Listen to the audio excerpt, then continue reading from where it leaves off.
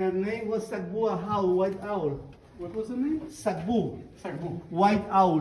White owl. So why the name Red Queen? Because the Mayas, they used to wrap the dead bodies in cotton sheets, but they painted the mercury sulfide and cinnabar, something which is red and really toxic. Okay.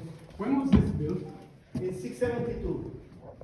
672 AD. Empty chambers. Okay. Waiting for the next day. Exactly. Stairways climb up to the upper temple and chimneys, okay? For the smoke, okay? Right? Right? So this is original tomb. Alright? This whole thing is arch, just to bury 2 or 3 people. probably for 3 members of their family. Yes, the city was abandoned before they used the tomb, okay?